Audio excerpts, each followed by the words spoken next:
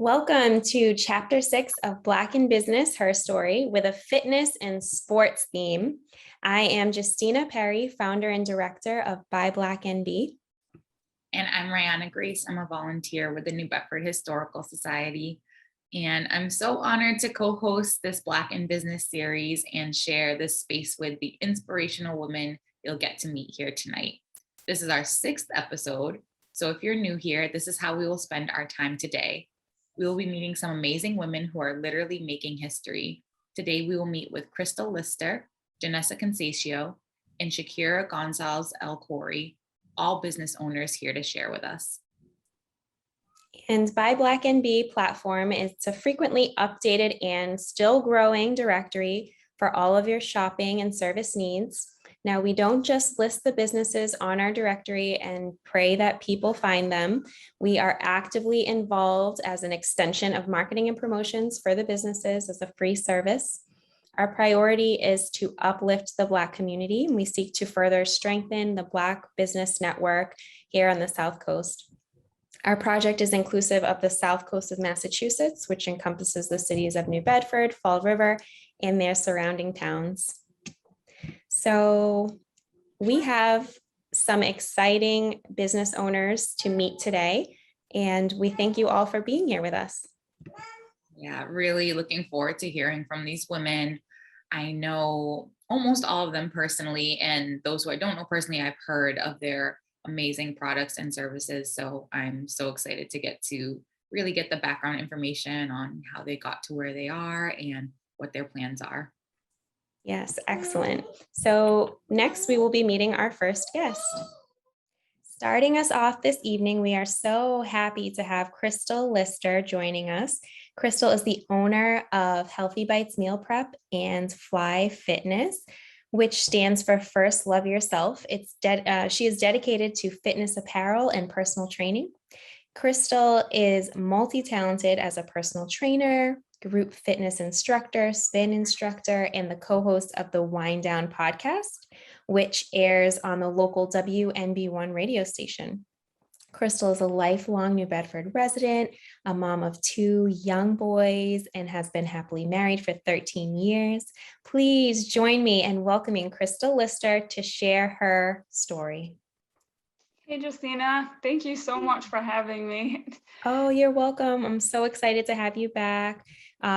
We just had a really successful event within the last month. We welcomed Crystal and her businesses to our recent pop-up market. So I got to see Crystal and her whole business glory. So I'm excited to bring that to our audience. I know I didn't get to tell you that was going to be my first event, but it was awesome. And it was such an amazing event. Oh my God, I had so much fun, and my kids did too. So it was a great way to introduce what I've been working so hard on. So thank you so much for that. You're welcome. I'm glad that we could be part of the introduction of your business.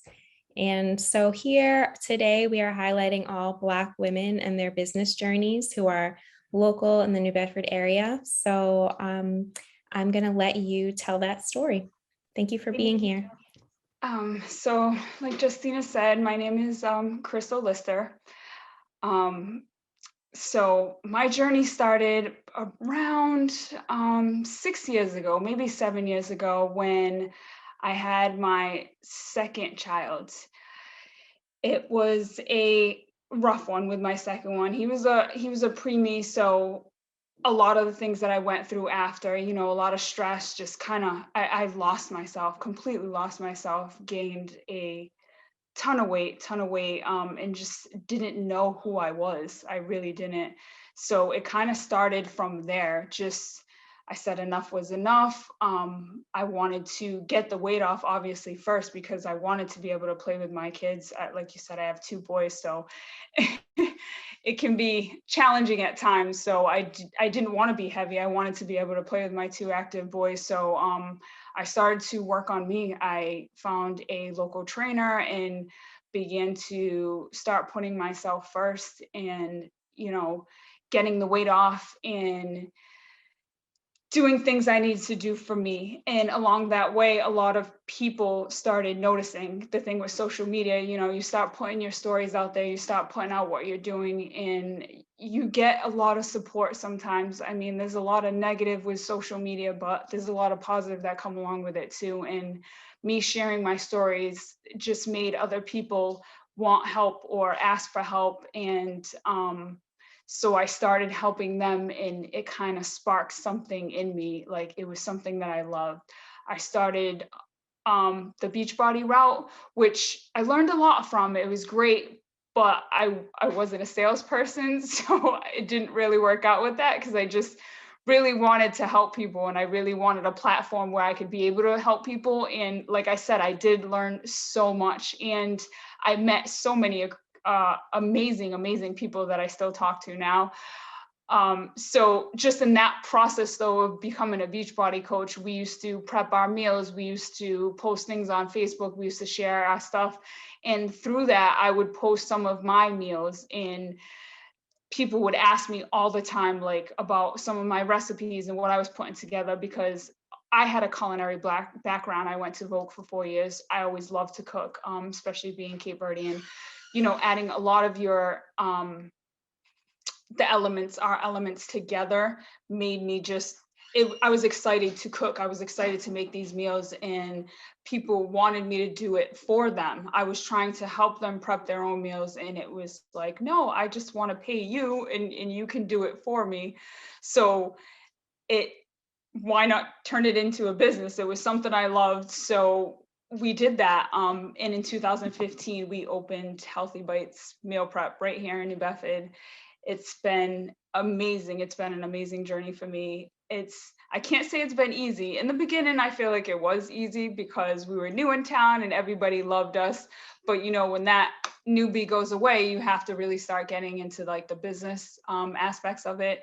And I started to learn. I learned about the business, and through that, I've just learned so many more other new things. And I started to do the personal training and group fitness. I started working in gyms. I loved everything about that. I loved training. I know food is something that's my first baby. I never want to stray away from that, but training just does something to my soul. I love being around people. I love helping people to be happy. I love to help people love themselves. And training is something that I feel like is more like a one-on-one, and I get to see that more through that. And that's where I came up with this new venture that I'm on now, called Fly Fitness, and it stands for First Love Yourself. Because throughout my journey, that was the thing for me. I always said that losing weight was an added bonus, because through my journey, I found me. I found Crystal. I wasn't mom. I wasn't somebody's wife. I found Crystal again. And that's the problem I feel with us women nowadays, is we lose ourselves because we become all these other things for other people, that we forget that we were Crystal. We were Crystal before we were all these things. And that's what I want this brand to represent, that it's okay to put yourself first, and it's okay to first love yourself, because then everything around you will become great. And that's why I love Fly, because Fly is that urban saying, like, when you feel fly, you feel good, you feel confident.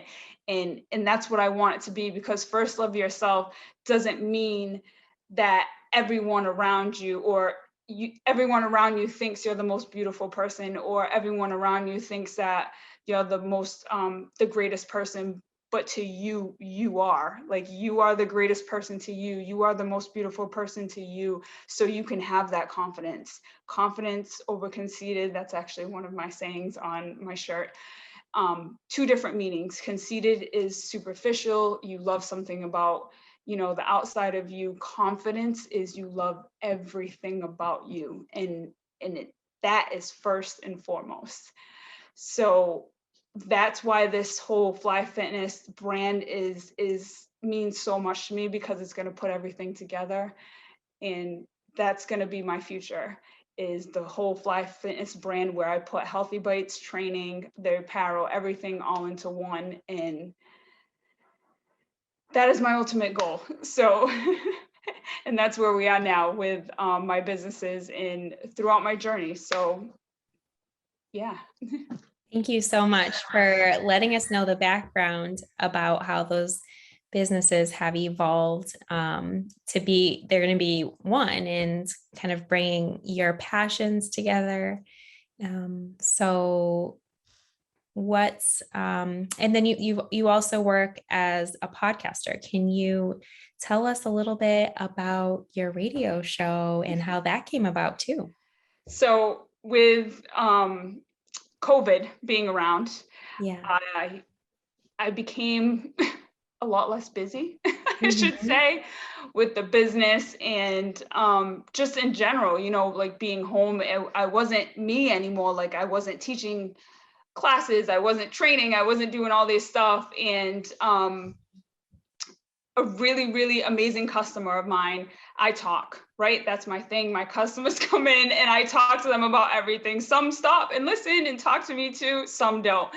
And Roberto Carter was one of the customers that he would come in and we would have these amazing, uncomfortable conversation. I mean, about politics, about relationships, about things that we didn't agree on, but we had a mutual respect that we can talk like that. And it was always so much fun. And he came up to me with this opportunity to be a co-host on this show. So I jumped on it, especially during COVID.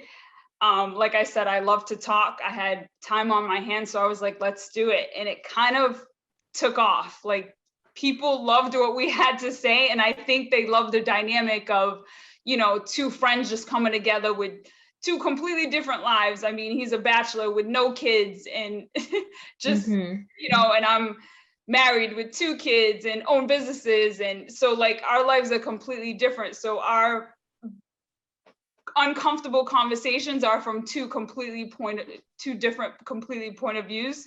So it's great. And it seems that people love it. People like it. They tune in. They've been calling in sometimes now. So Yes. it's been great. And to be part of a local Cape Verdean urban radio station, like it's Yes. it's Black the icing owned on the by cake. Brian Magnet. Yes. Can you tell yes. people when they can tune in to hear Wind Down Wednesdays? Yes. So we are live on Sundays on the radio station on WNB1 radio at 7:00. Okay. Yes. So everybody can tune into them. We actually are still doing the show. I will be back this coming September. I took a little time off during the summer when the kids were off so I can spend a little time with them. But then also, if you can't catch that, the rewind will play on WMB1 radio on Wednesdays at 7:00, same time. Okay. That's where I got the Wednesday from. So that's the rewind. Okay. that was our little. So 2 opportunities to Yes. catch the show. That's actually definitely 3 growing. opportunities because we're on Spotify too. After it replays, we put all our previous episodes on Spotify. Wonderful. Okay, that's really exciting to hear how that's growing and that you have a third business. Yeah, I know. It's awesome though, because this is what we should be doing. And I love when people see me because they know that, like, and that's why I say, like, first love you, because you can do everything. Why can't we be a mom and an entrepreneur and a trainer and everything else that we want to be? It just doesn't have to be one thing. Yeah. I love that you're instilling that self-confidence in your customers and your clients and those that you'll work with in the future. I'm sure that would really resonate with them. So I do have a follow-up question after hearing about your business journey. I'm thinking back before 2015, before you began in this direction, when you had a career, did you in your previous jobs, did you have any experiences that were encouraging you to want to work for yourself, to be your own boss? Were there any experiences within corporate life that maybe pushed you in that direction? So I actually, before this, I worked in the healthcare field. I was a medical lab technician. Okay. So I used to work in the lab. And I would say at first, no. like, I kind of loved it. I did. Yeah. There was nothing that made me not want to do it until I was unhappy with myself and went through that journey, and it sparked something inside of me. That's when I saw my worth wasn't being appreciated. That's when I saw, like, you can put your all into this corporate world and they don't care. You're just a number to them. So it kind of drove me to push myself to open my own business. And it's been life-changing. And it's so funny because I told my boss when I left there that I will never be back. And she was like, that's what they all say. And they all came back. And I've seen them come and go. I've seen them go and come back. And I told her I will never be back. And funny story is I saw her a year ago at End Zone, and she was like, you really never came back. I was like, yeah, that's not the life for me anymore. Well, it sounds like your perspective grew as you went through that journey. And it definitely, oh yes. Yeah. And now you're able to choose the work-life balance that works for you. It's satisfying. It's gratifying because you're doing it for you. And it's everything you do, it's for you and for your family. So there's nothing better than that.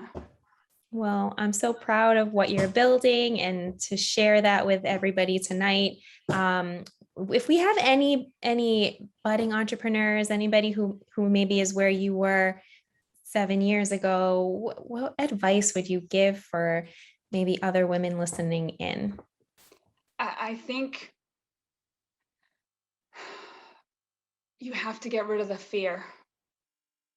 So I think becoming confident and mentally, you have to be mentally ready for this journey. Like, you can't go into it not strong. You have to be strong. So if I could give any advice to people, I would say, if you're thinking about going to entrepreneurship, make sure you're mentally strong.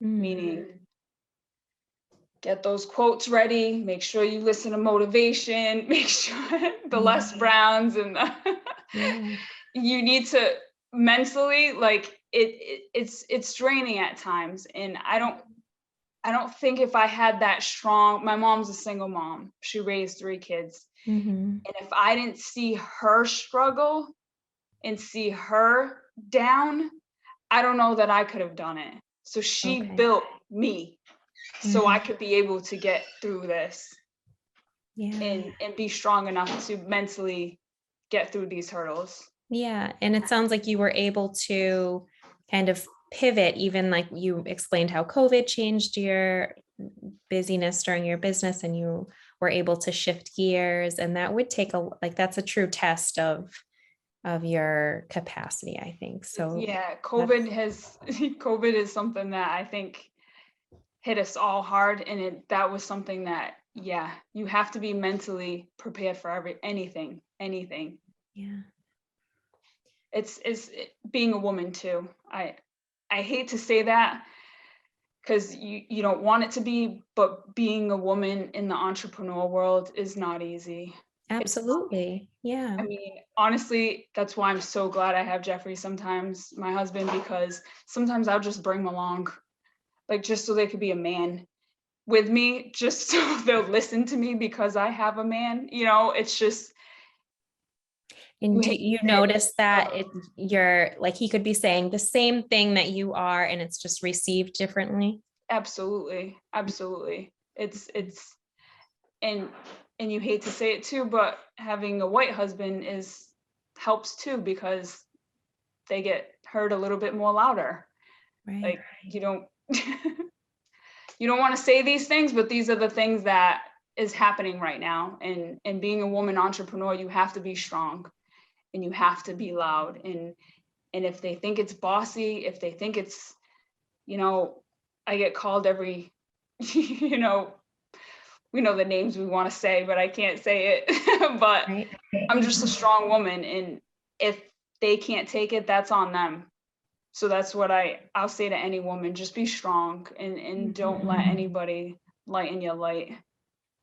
That's your light. Such a powerful message. So I hope that that gets to those who need to hear it, who need a little bit of encouragement. And thank you for sharing that advice, because you've truly endured while you're expanding your businesses. It's so happy for you and what's to come. Thank you. I'm so excited too, and thank you. I'm so glad and happy and appreciative that we have people like you that spotlight us and put us out there. Like, BuyBlackNB Bedford couldn't have came at a better time, because we were struggling and there wasn't much help out there. So Yeah, I think we needed this resource Oh, in definitely. the South Coast.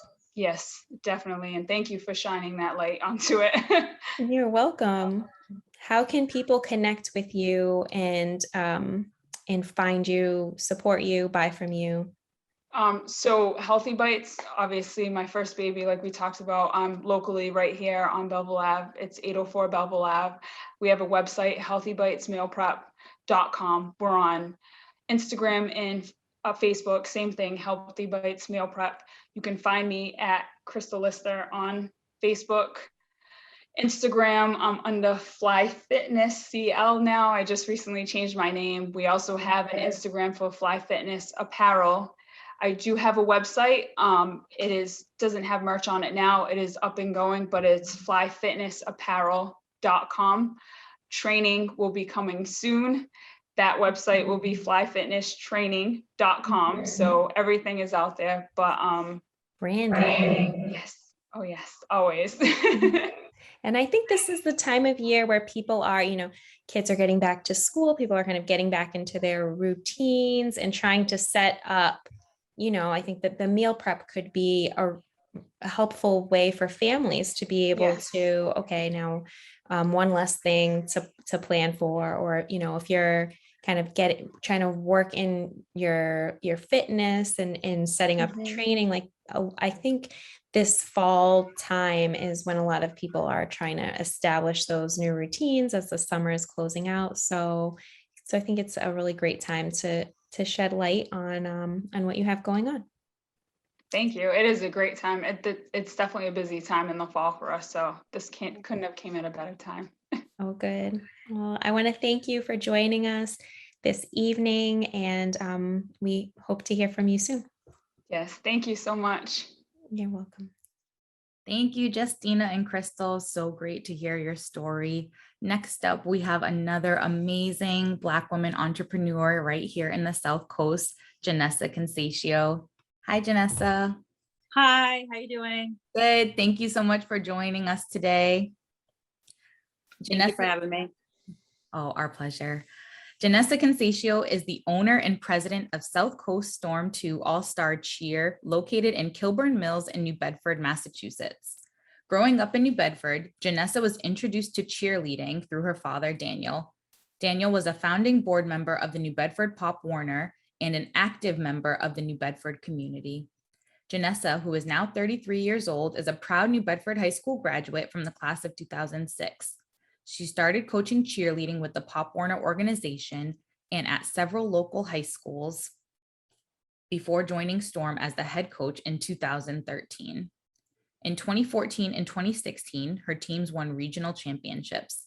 In 2014, her Pop Warner team also won a national title. During this time, Janessa served as a judge for multiple organizations, including Pop Warner, and is an active member of the board of the New Bedford Bears Youth Athletic Organization. In 2019, Janessa purchased the Storm Gym, renamed it, and moved it to a larger space at Kilburn Mills. Janessa and her team of 8 employees offer a variety of recreational cheerleading programs, clinics, and tumbling classes. In addition, she has approximately 125 all-star athletes from the greater South Coast area that cheer in her program. Last year, while challenging due to COVID-19, ended in 5 of her all-star teams going to the Open National All-Star Cheer Competition in Florida. The teams did remarkably well and with multiple second and third place finishes. Janessa recently bought her first home in the West End of New Bedford earlier this year, where she is raising her 2 sons. She enjoys working in and serving her community, developing the athletic ability, confidence, and interpersonal skills of her athletes. Janessa, we're so happy to have you. And I'm personally really excited as a former New Bedford Bears cheerleader who grew up in the organization. I'm just so proud to see how you've grown and expanded, and just how Southcoast Storm has really just been so dynamite over these past few years. So we would love to hear your story, and I'll pass it right over to you. All right, thank you. Thank you, Rayana. I do remember you as a child as well, growing up. There is several people out here that I recognize all the time. It's come so far. I would never thought cheerleading for me would come this far as a dream for me. So we are located right in the South End, in the Kilburn Mills, on the first floor, right on the main floor, right next door to the office. We are currently serving over 100 athletes in the gym.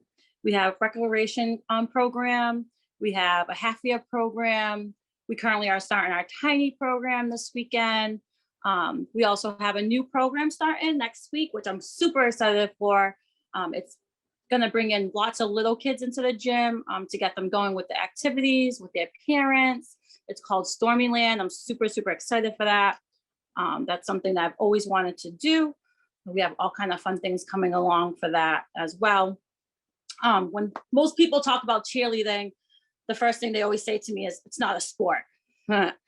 Well, to me, it's a sport. It's something that has come far. Actually, I'm very excited for this. The Olympics is actually recognizing cheerleading as a sport now. So my goal is to actually get some of these kids one day to be going to the Olympics. They have worked so hard. So what is the main goal for them? So now they have a main goal. They want to go to college and do things in college and cheer in college. And now they can have a chance to go to the Olympics. That's something big that everybody wants to do.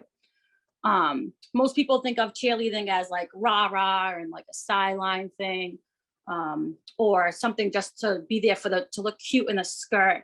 But actually cheerleading is way more than that. When it comes down to cheerleading, not like most sports, you have innings and you have different plays. Cheerleading, you have 2 minutes and 30 seconds to perform this routine that you've been working on for the last 5 months or 6 months prior to the competition. And you only get that one chance, unlike other sports, when if you miss a basketball shot, now all of a sudden you get to run down the basketball court and shoot again and now score. With cheerleading, you only get that one shot. So once you perform it, it's done with.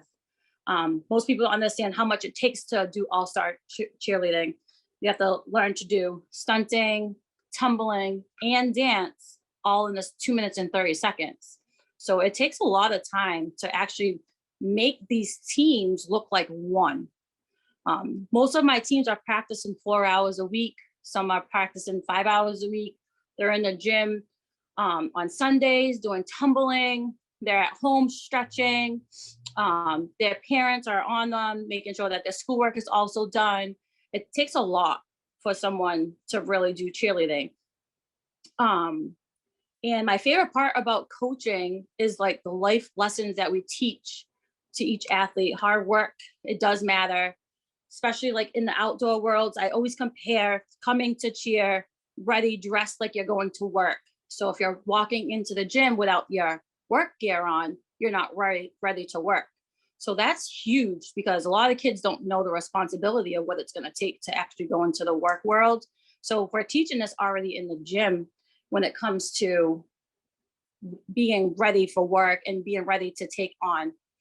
And also, it's okay to feel like something isn't going to work that day. So if kids come in already upset because they had a long day in school, that's fine. It's normal. And that we always teach our kids it's fine to walk into the gym, but we are going to leave that negative outside of the gym. So as soon as you walk through those doors, everything outside the world is done. I love to see my kids grow in the gym, and the gym has come so far. So I'm super excited for everything that's happening right now. So cheerleading also builds athletes' confidence, which is very important for all my athletes, but I recognize how important it is for my athletes. Confidence is like mastering these skills that we've all working for. So we currently do like this new thing. It's called new skill. So when people come into the gym and they're working on this new skill, we push them and we're letting them know like, hey, we're here to support you. We're here if you need help. And then once they get the skill, they're so excited. And to post it on Facebook or Instagram, it's like their dream has come true. Like, oh, could you post it? Can you post this? I hit my new skill. Like, they're so excited. So them having that goal and us pushing the goal and us promoting that they got this new goal is making these kids come into the gym and work. We have kids that have walked through our doors that couldn't even do nothing. And then once they see all these kids and the motivation and the support that the gym has given to them, they're eager and they want to win. They want to come in. They want to be like, hey, guess what I was working on? Look what I could do. And it's truly something that's very special to me. And I'm very special that I could bring it to New Bedford around this area. And I'm very happy that it's growing the way that I thought it would grow. And everything that's going on right now with COVID and all the restrictions and not having anything for them last year was really, really tough for me. I especially appreciated how you are preparing the kids in your class for what the real world looks like. You're saying if you're not here ready to go, you have whatever sneakers, outfits, attitude, like let's get going. I think that that's such a great value to instill in kids while they're young, and to really, it helps prepare them in and outside of the gym, like you said. And I think that they can appreciate that, even if when they're young, they might give a little pushback, but I think that that's so important in such an encouraging way. It's not outright like, it's setting expectations for them. And I think that that's really important. So great job. Kudos to you. I do have a couple of questions to follow up with you. So in creating your gym, like you said, competitive cheer, tumbling, gymnastics, competitions, how did you learn to navigate this world? I'm assuming that there's things with liabilities that you had to find where you're enrolling for competitions, deadlines, certain things that are required, staying on top of trends of what judges are looking for. So how did you navigate all of this? So learning to navigate the gym world is very overwhelming. Everyone thinks like, we roll up these mats or whatever, and we get a bunch of kids to come in and do this routine. Well, for me, I was very lucky to have my childhood with the people like my dad and my mom that actually had that program already established. So I've seen it firsthand on what it actually takes to run a program. And then also being so young and learning, I started coaching at 16 years old. So I was so young, and being around just like all these coaches and, advice around, and me also cheering for the New Bedford Bears and cheering at the high school level. And just my experience has taught me what it really takes. I have attended numerous trainings. I have received professional training. I have been coaching for over 20 years. I've been operating and opening with Storm for over 7 years. Wow. So it's been a long time dream for me to like actually do this. So I did a lot of research when it came to speaking to accountants, insurance agencies, tax specialists, business classes, just trying to figure out what I needed to do to be successful, to like run a successful business and also safe for the kids as well. Yes. And of course, last year, with the surprise of COVID, was my first year actually running the gym. So that was a new challenge for me because, it's never happened. No one never knew that my first year owning the business, I'm going to get shut down. Right. So me and my team, my coaches, we figured out like, okay, what can we do? So of course, Zoom was the most popular thing to do. So with my athletes, we started doing workouts and training through Zoom just to keep the athletes together the whole time. And then we started reading protocols on how we could get the gym back into open. So then we learned all these new protocols. We got the kids back into the gym safely. Which we did everything that we could do. Then it came that we had to do virtual competition. So that was also a new thing for us. So we had to do virtual last year, which a lot of people, but believe it or not, we ended up with 5 full year teams still with the virtual, which was very surprising. We actually rented the New Bedford High School, the old one on County Street. Yeah. We hosted our competitions in there. We did everything live, so parents back home could watch through Facebook Live. We had Zoom going, and then we would have the judges live on a Zoom, so that way we could still have something for the kids. So believe it or not, with the Zoom, we did have 5 teams qualify for the national rank up in Florida. So we got to travel last year to Florida, which was an amazing way to end the season, especially with everything we went through. Right. Amazing how quickly you were able to adapt, especially with it being your first year. I didn't even realize that. Just thinking about what it takes to be a first year business owner in a normal year, never mind with all of these curveballs being thrown at you. And for the athletes to be able to adapt as well, I'm sure their home life was different, their school life was different, and even their competitions and sports were different. And for them to step up to the plate and make it to nationals is just so impressive. And I think really speaks to you as a coach and an owner to be able to get them to that level. So big congratulations. What a successful first year. Definitely makes a good story. Thank you. So another question I have for you is, how do you work with your athletes to overcome any fears in tumbling? And are there any lessons that you use with them that maybe you apply to yourself as a business owner? So we call these mental blocks. So when you physically tell your body you are going to do something, your body, and it's not the right thing to do. So naturally what we do, we walk with our 2 feet, we use our 2 hands. So when we're in a setting that we are now telling our body we are going to throw ourselves backwards, land on our hands backwards, and now flip, our body's like, oh, no, you're not. So we always tell them, like, it's okay to be afraid. That's fine. But when you were 1, 2 years old, how did you learn how to walk? Did you fall down? Yes. Did you get back up? Yes. That is something I've always tell my athletes. You have fallen numerous times as a child. So if you're going to fall, that is okay. It's about you getting back up. That's going to matter. So a lot of people take that and they're like, you're right.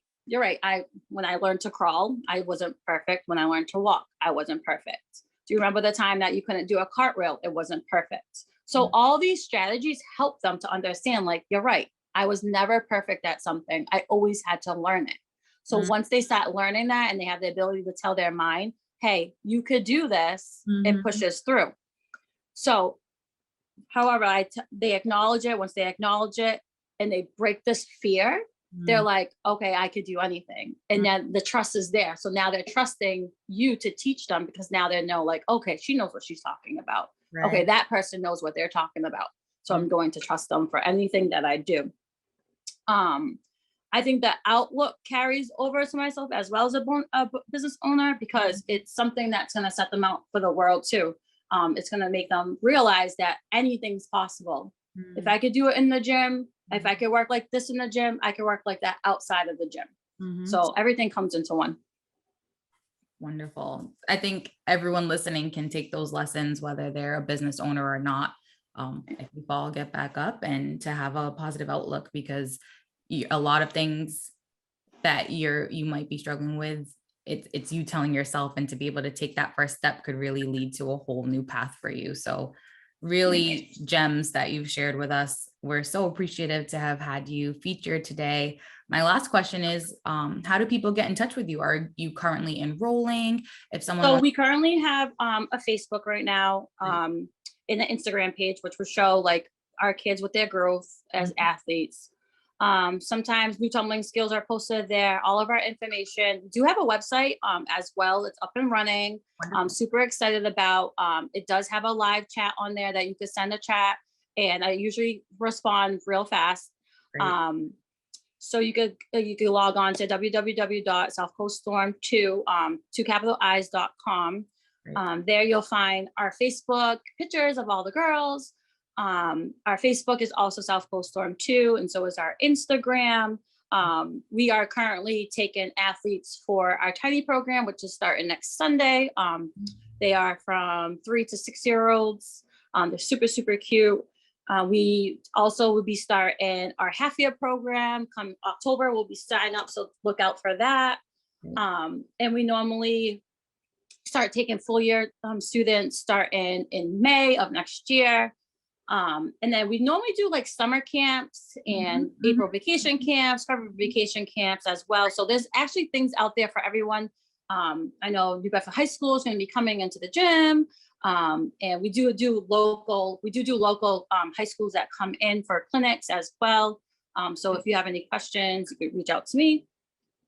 Wonderful. Great. So like she said, you can visit our website, any of social media for South Coast Storm 2.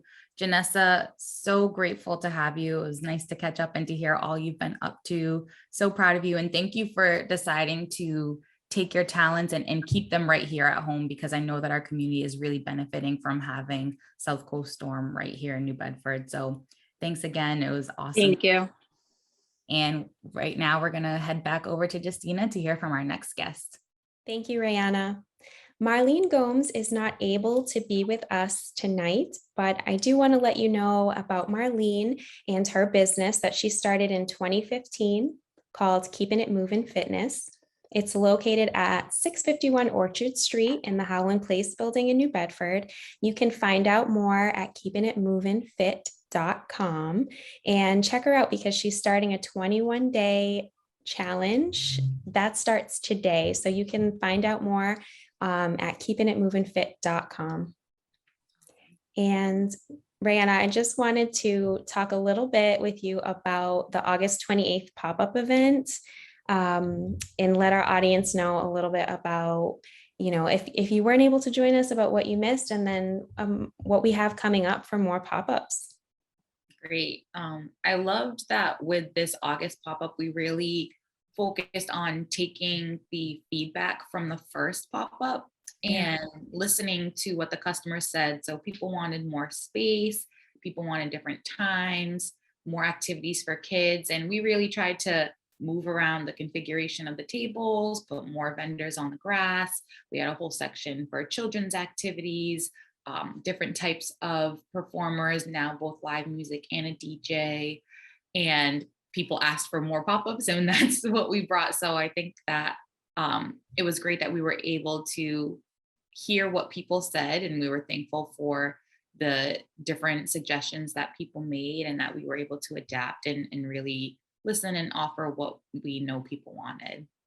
True. So that feedback was so valuable to us as a committee who's trying to give the best experience for the vendors so they can make the most money and network the best, and also for customers to keep them coming back and engaged with the BuyBlack platform. So I think we were able to do that successfully and keep people safe and happy and accommodate a lot of the requests. And the requests for more pop-ups is like people are still wanting more. So we've scheduled at the Dartmouth Mall. So we're going to be in a different community for September 24th, 25th, 26th. And that gives you a whole weekend to shop Black and shop local. And that's at the Dartmouth Mall. The weekend of September 24th, we'll be there from 10 to 6, Friday, Saturday, and Sunday. So come check us out. We have over 30 businesses signed up for that weekend. It'll be a really fun experience. Really looking forward to that. That's going to be exciting, and great that they'll have that type of atmosphere and probably get to see a lot of people who maybe weren't going exclusively for the pop-up, but that will stumble upon them and hopefully become patrons of their business for the future. Yeah, it was a great opportunity. So I'm grateful that we can bring that to the Dartmouth Mall. Awesome. Who do we have up next? I'm proud to welcome Shakira Gonzales-El Khoury. Shakira is the founder of Southcoast Shipwreckers Junior Roller Derby, Southcoast Shipwreckers Stroller Derby, and Pulchritude 101. A New Bedford native, Shakira has spent many years giving back to the community through her art, free events, and full-time job as a 911 emergency dispatch and telecommunications operator. She recently graduated from Bristol Community College with an associate's degree in behavioral social science. Through her leadership at Southcoast Shipwreckers Junior Roller Derby, she has provided programming for local youth that creates a space where every child's talents are celebrated. Roller derby goes beyond athleticism or speed and focuses on teamwork and building confidence. Outside of work, Shakira volunteers with a number of nonprofit organizations. She loves using her creativity to do face painting, hair and makeup, party planning, and other crafts. Shakira, welcome. Hello. Hi, thank you so much for joining us. Thank you. Thank you for having me. You're welcome. We'd love to hear more about you, about your work with Southcoast Shipwreckers, and just anything you'd like to share. Southcoast Shipwreckers, we've been running now for maybe about a year and a half. Sorry, my dog's like stealing all the attention over here. We've been running for about a year and a half, and we originally started as just a couple of moms chatting in the mall, actually, about the kids and how there's really not many activities around here for them to do.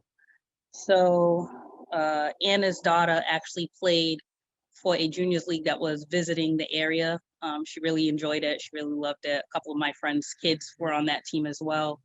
And when that league was done visiting, they went back home. And unfortunately, these kids couldn't make it all the way to where that team was from. So we decided that we would pull together and see if we can make it happen and see if we can get a league going for the kids in this area. And so far, so good. Wonderful. Thank you. And so when you started Southcoast Shipwreckers, what are some of the things you've learned starting a nonprofit and kind of going through the process and other things that you may have learned from entering this sector? I learned that I knew absolutely nothing about starting a league, let alone starting a nonprofit in itself. With E4All, it was pretty helpful with the networking portion of it, because I definitely was the person that needed to ask a lot of questions. Because like I said, we came into E4All with like $0 in the bank, just a random idea, no true plan of action. We didn't even have a name at the time. We were just like, this is what we want to do, but how do we make it happen? Yeah. So we learned that it takes a lot of research, a lot of networking, talking to other people, talking to other leagues around the country and see how they run, and see if it was something that was doable. Because one of the big things that I have an issue with is starting things with youth and then the programs either drop off or you have mentors that just like disappear into the night. And that's something that I don't care if I have to do it by myself. We're not gonna allow that to happen. So no, I think that's a great point, and especially when working with children, to have, like you said, mentors or program leaders just do something for a little bit and then never come back again. It's like the impact that could have on a kid. It's so important that you're acknowledging that and making sure that that's not how your program will be run. Yeah, because I seen what happened to the kids that were, skating with that visiting group, and they knew it was a visiting group, but I don't think they realized it was just going to be a short period. And it took a little toll on those kids, and I felt really bad because they're like, "Can you help us? Can we play with you?" And I'm like, "I play for a women's team. Like, you guys are not even old enough." Right. Yeah. I was like, and originally we wanted to start because junior roller derby is really like 7 to 17. Okay. Skating was a huge part of my childhood with Hot Wheels. Like R.I.P. I love that place. But I know that skating for me was actually like a safe place. That was like my getaway. That's my freedom, and it still is till this day. But when I seen that was taken away from the kids, I was like, ooh. I'm like, I don't want to tell them that I'm gonna do this, and then like I can't because I just don't know how. So one of the little girls is like, well, how do you know you don't know how unless you try? And I was like, these kids, man, you're right. The wisdom of the youth. That's awesome. She's like, that's what you said to me. And I'm like, I guess so. They're listening. I love that. And so what are some of the programs that you do offer with youth, or what have you been doing? I know you offered some programs over the summer. Yeah, so we just finished our second session. So each session is 6 weeks, and then we take like a little break in between. Like I said, originally we were going for 7 to 17. And when we put out these applications and the surveys, we realized that there was like a much younger group that was interested. And I was like, okay, so now I need to find out, like, is it even legal for them to play roller derby? Like, do these kids even know how to skate? Like, and most of the kids that we got didn't own skates, never been skating, don't own helmets. If they did skate, they had like the little like strap over your shoe type of skates. Yeah. And those definitely are not gonna work on a rink floor. So I ended up saying, you know what? Let's just group these kids together and we'll split them up by age. We'll figure out what their skill level is, and then we'll be able to move them around that way. That way, everybody is like comfortable. You know, you don't want to have a 7-year-old that's like wobbly on skates and then have a 16-year-old that's just like, you know, whizzing by them, because it's going to feel some type of way like, I can't do that. And it's like, you just can't do it right now because you got to work up to that level. So our youngest right now is 4 years old. Wow. Yeah. And she came in not knowing how to skate at all. She still doesn't know what roller derby is. So we kind of like use different words for things so they can understand. And we play a lot of games on skates. Yeah. I find that if you play games with them, they don't realize, like, when they do fall down, like, they're not like, oh my goodness. Right. Keep them actually like really busy, entertained, make it fun. It doesn't feel like a class.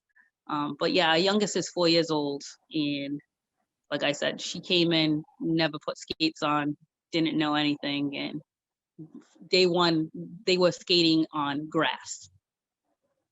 So we had them step on grass and stuff like that for them to get the idea of like how to balance your weight and all that. And then slowly we moved them up. So now they're on a rink. So like my 4-year-old is, she's pretty good. The 5-year-old, so they get to pick out their own names, so they think it's cool. Echo, who's the 4-year-old, she has a blast. She'll keep up with everybody. She don't care if she falls down. Wicket, she's like the little speed demon of the group. She's just all in all the time. I love that kid. But yeah, they're really cool. Yeah. And if someone signs up their kid, what can they expect when they bring them to your program? So when we take new kids in, we kind of, well, first we have to see, do you have skates? Do you have helmet, elbow pads, mouth guards, stuff like that? If the answer is no, the first thing I need to do is make sure that I have your size available, because we run off of all donations and like things that we purchase on Facebook Marketplace. And we buy skate parts and then we build the skates up if we have to try to accommodate. Unfortunately, with COVID, we can't, like, you know, you can use this and then the next class gets to use that. We can't do that. Right. So sizes are very limited. So we size them up. If I don't have their size, I try my best to get them before the session begins, so they can try out. But whatever your skill level is, you're more than welcome to come down. We'll just see where you're at, how comfortable you are, and that's how we manage our groups. We'll put you in the right group for your skill level. Wonderful. That's really great. And so with all this work you're doing, you kind of shared a little bit that you love these kids, and what brings you the most joy in working with Southcoast Shipwreckers? The most joy is actually like seeing them come from no skate experience and like, I don't want to do this, I'm scared, I'm gonna fall down, or they fall down and like, you know, it's really not a bad boo-boo, but they're like, ah. And then all of a sudden you see that they're just like whipping themselves around, having a good time. Like they realize, because we do teach them how to fall down safely. That's number one.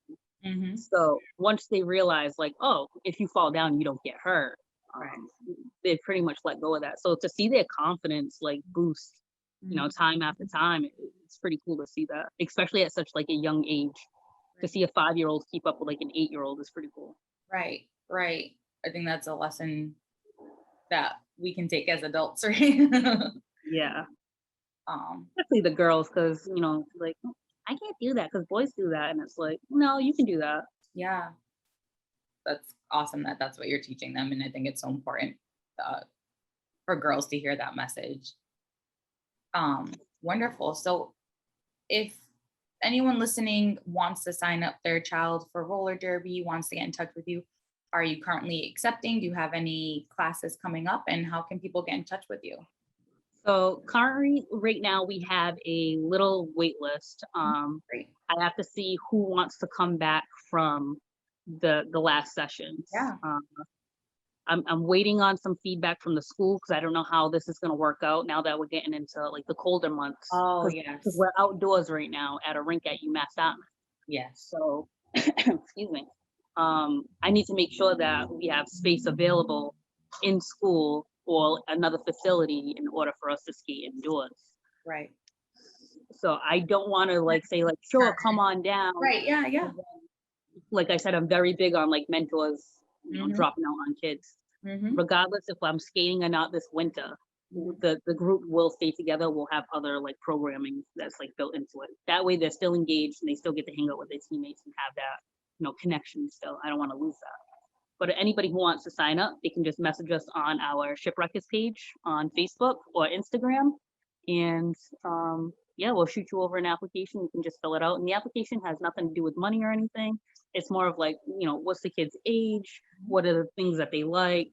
What's their shoe size? Have they ever skated before? What's the skill level? Stuff like that. Great. Awesome. So anyone who's listening, if you want to sign up for your child's roller derby, make sure to reach out to Southcoast Shipwreckers on their social media, and Shakira and her team will definitely take care of you. Thank you again for your time. It was so great to learn more about Southcoast Shipwreckers. I know that I'm assuming it hasn't been easy, especially with this past year, but it sounds like the kids in your program are really benefiting from being a part of it. So thank you for using your talents here in our area for our children, for our community. It's such a great pleasure to have you. Thank you. Thanks, Shakira. And now I'm going to welcome back Justina so we can wrap up today's show. What an exciting evening we've had so far, really hearing from these women who bring so much passion and enthusiasm to what they do, working with children and the people who want to lead a healthier lifestyle. So I'm thinking back to hearing from Crystal Lister and how she's been able to really grow her business and how that's led to a whole fitness brand, and definitely a podcast, and how she's really branded herself and is a real leader in the community and super knowledgeable about health and fitness. So I really enjoyed hearing from her tonight. Yeah, she was awesome. And I love that she has so many different outlets. She's really touching so many different spaces out there and really making a difference. It's exciting. And I'm so proud to hear her story. That was really great. Mm-hmm. And with Janessa, I know I kind of talked about it a little bit. First, it was funny that I used to cheer with her as a child and that she's continued bringing such high quality cheering and competition level teams to the South Coast. And she knew that she wanted to do it in this area. She knew that she wanted to use her expertise to really help young people. And I always am so inspired by people that choose to keep their talents home, because there are so many places that people could go, and we acknowledge that. And we know how lucky we are that they decided to come back home and help out. And I just really love her perspective on working with the kids and helping them to get over fears or to try something new, and that it's something that she can apply as a business owner and just for adults. I know I said this, but there are so many gems that I think everyone can take away. It goes beyond just the kids. Yeah. And having grown up with Janessa and watching her throughout the years stay so committed to gymnastics and cheering, I can truly see how much that's an important part of her life and how talented she is. So really grateful that she was able to join us tonight. Yeah. And with Shakira, she talked about like how big of a role Hot Wheels used to be for us New Bedford kids. Like that was weekend nights, that was birthday parties, and that even though we don't have that space, she's trying to build that component that so many of us got to grow up with, the friendships that we built. And it's not just the athleticism, which she's teaching them that skill of skating and being safe, but it's really such a community building thing to be able to skate with your friends. It evokes such memories and really builds confidence. And it's such it's just, I had so much nostalgia talking with her and thinking about those days. And I think it's such a fun and different thing for kids to try, because I don't think that people often think about when signing up their kids for sports that there's roller derby. I think that there are certain sports that always come to mind, but this is different. And it could be like a great fit for a kid that might not like any of the other sports that they've tried. So really big kudos to Shakira. I think she's doing such an awesome job and growing and learning. So it was really great. Yeah. And also Shakira is an activist locally and put together some really great community events. On the same day of our August 28th pop-up, she had organized an amazing community rollout, which involves people pushing strollers, riding bikes, anything that you can roll on, and just empowering that group that she's organized. So I think that she's definitely she's doing big things, and grateful that she was able to join us tonight too. Yeah, me too. So we want to give a big thank you to all of the women who are participating with us on this episode tonight. Yeah. And we will soon be announcing our next HERStory. So tune in as we have some exciting ways that HERStory will continue to grow and highlight Black-owned businesses and the women who run them. Yeah. And we do want to mention to our audience that our culture is often what draws people in. We have, entertainment and food and music and those things that people may come and access, but it's the ways that you can support Black-owned institutions and businesses and the community itself that we want people to begin thinking about that as a deeper way to change systemically. Right. That's a great point, Justina. And so if anyone listening knows of a business that's owned by a Black woman here locally in the Southcoast, we'd love for you to check out the Buy Black social media to complete a nomination form. And we'd love to sit down and interview them so we can spread the word more about these businesses that are owned by these phenomenal Black women, get them the business and financial support that's needed to sustain them and grow them, and for them to thrive in our community. So if you know of anyone that you'd like to have featured, we would love to talk to them. So please make sure to complete a nomination form. Yes, thank you. And last note of gratitude to the franchise group who has donated time to put together our videos and produce our content, to the New Bedford Historical Society for giving us a co-host and all of the support throughout the HERStory from the very beginning. And lastly, to the Women's Fund of Southeastern Massachusetts for sponsoring this series. So thank you again to everybody who joined us, and we hope to see you next time. Thanks. Thank you.